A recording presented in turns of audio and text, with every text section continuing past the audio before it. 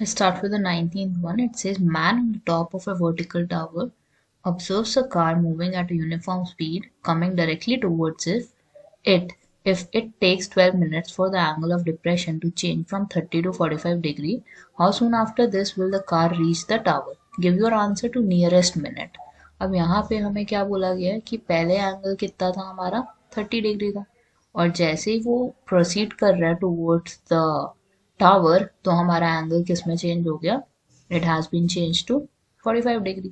पहला एंगल आपका 30 बना है, सेकेंड एंगल आपका क्या क्रिएट होगा यहाँ पे 45 डिग्री।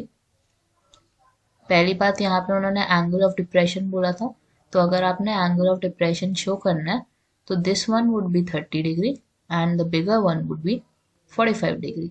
और हमारे कौन से पेयर होते हैं, ऑल्टरनेट इंटीरियर एंगल वाले पेयर होते हैं, जिससे कि हमारा दोनों एंगल्स इक्वल हो जाते हैं। तो यहाँ पे अब हमें ये बताना है how soon after this will the car reach the tower, कितनी देर में हमारी कार पहुंच जाएगी। तो इसका मतलब बेसिकली क्या है कि हमें डी से लेकर बी तक का निकालना टाइम टेकर। सबसे पहले let's say that the speed of the car is x, speed of car is x kilometre per hour, and here DC कितना दिया हुआ है हमें यहाँ पे, it is they are saying 12 minutes लग रहे हैं and we will take it as 12x, क्योंकि हमें क्या निकालना है, डिस्टेंस निकालना है। डीसी अगर आपको डिस्टेंस निकालना है तो डिस्टेंस कैसे निकाला जाता है, it would be time into speed of the car. तो हमारा ये हो गया 12x मीटर। अब डीसी 12x है आपके पास, और यहाँ पे हमारे पास दो ट्राइंगल बन रहे हैं, एक हमारा जाएगा ABC क्योंकि it is a right angle triangle, दूसरा ट्राइंगल हमारा जाएगा ABD। तो ABC में हम क्या लिख सकते हैं, we can write it as tan 30, और tan किसके इक्वल होता है, it is equal to P over B।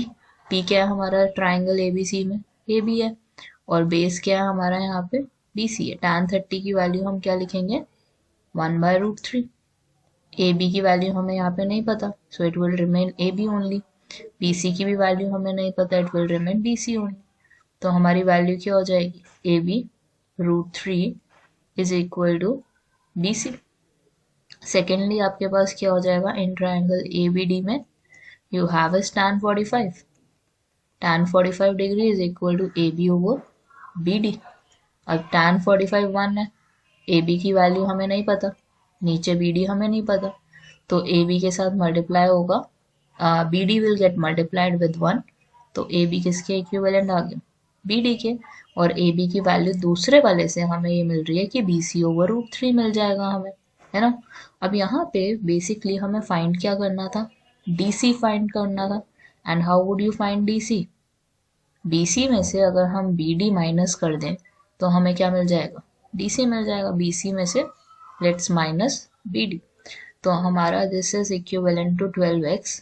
DC वैसे 12x के इक्वल है, लेकिन BC की वैल्यू अभी हमें जो पता है वो ये पता है कि it is equivalent to 3√AB minus BD। BD की वैल्यू क्या लिख सकते हैं हम, AB।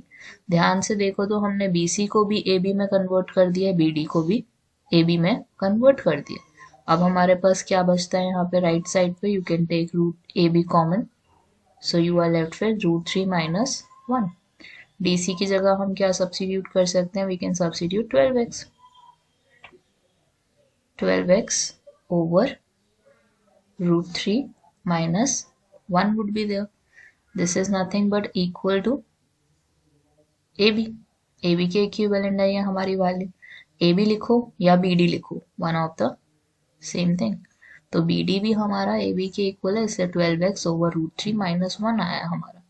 अब टाइम टेकन निकालना था हमें, सो टाइम टेकन कैसे निकलेगा यहाँ पे आपका, it would be multiplied with 1/x, the value will be multiplied with 1/x, कि टोटल टाइम टेकन हमारा कितना लगेगा, क्योंकि स्पीड है हमारी, सो it will get multiplied, it will get in division √3 minus 1 है, and then multiplied with the reciprocal of speed which is 1/x। x से x cancel होगी वैल्यू हमारी, और न्यूमरेटर हमारा 12 आ गया, डिनोमिनेटर √3 minus 1 आ गया। Now take the rationalisation of it, it will result into √3 plus 1, नीचे भी √3 plus 1, so you will get 12 √3 + 1, नीचे क्या आ जाएगा, √3 का स्क्वायर -1 का स्क्वायर, रूट से स्क्वायर कैंसिल, नीचे 2 बचा और 2 से 12 कैंसिल करोगे तो रिजल्ट वुड बी 6√3 + 1 minutes.